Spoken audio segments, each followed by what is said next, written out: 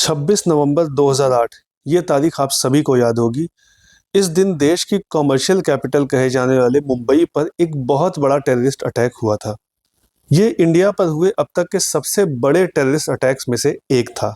ये जो अटैक था ये सिर्फ एक टेररिस्ट अटैक ही नहीं था, बल्कि ये एक स्टेट स्पॉन्सर अटैक था।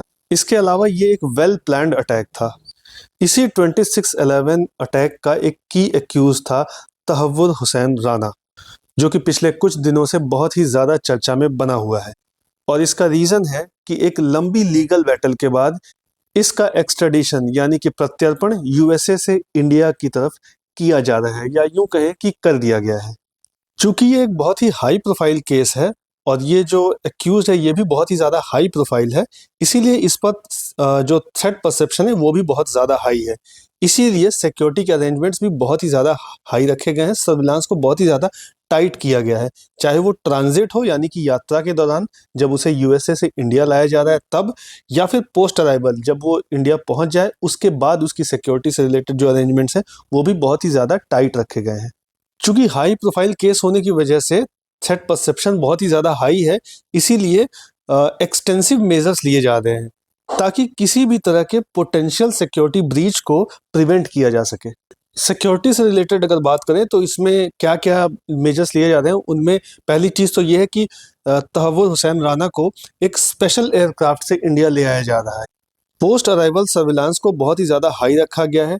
दिल्ली पुलिस के अलावा इसमें सेंट्रल फोर्सेस को भी सिक्योरिटी में लगाया जा रहा है। उसके साथ ही साथ ऐसी खबरें भी है कि हाईली ट्रेंड कमांडोज को भी सिक्योरिटी में लगाया गया है।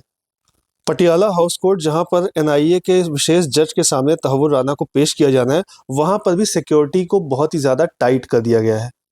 इसके अलावा तहव्वुर राना को तिहाड़ जेल के हाई सिक्योरिटी वार्ड में रखा जाएगा। इस एक्स्ट्राडिशन से एक बड़ा फायदा ये होगा कि फर्दर इन्वेस्टिगेशन में मदद मिलेगी और नई इंफॉर्मेशन मिल सकती हैं तहव्वुर राना के थ्रू।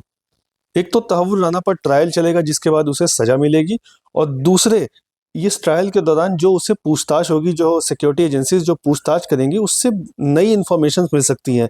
वो इंफॉर्मेशन उसकी प्लानिंग से जुड़ी हो सकती हैं, और कौन कौन लोग इसमें इन्वॉल्व थे उससे रिलेटेड हो सकती है। शायद कुछ नए लिंक्स पता चले। तो इस तरीके से 26/11 से रिलेटेड जो भी इन्वेस्टिगेशंस की गई थी इंडिया की सिक्योरिटी एजेंसीज की तरफ से, तहव्वुर राना का एक्स्ट्राडिशन उन इन्वेस्टिगेशंस को और आगे बढ़ाने में काफ़ी मदद करेगा, और उस पूरे अटैक से रिलेटेड और भी जानकारियां हमारी सिक्योरिटी एजेंसीज को मिलेंगी, जिससे हमें इस बारे में भी पता चलेगा क्या कोई और भी इसमें इन्वॉल्व था या इसकी प्लानिंग किस तरीके से की गई।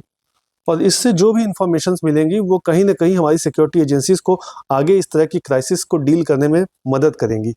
वीडियो अच्छी लगी हो तो लाइक करें। इसी तरह के और भी अपडेट्स जानने के लिए सब्सक्राइब करें एजलेसनेस।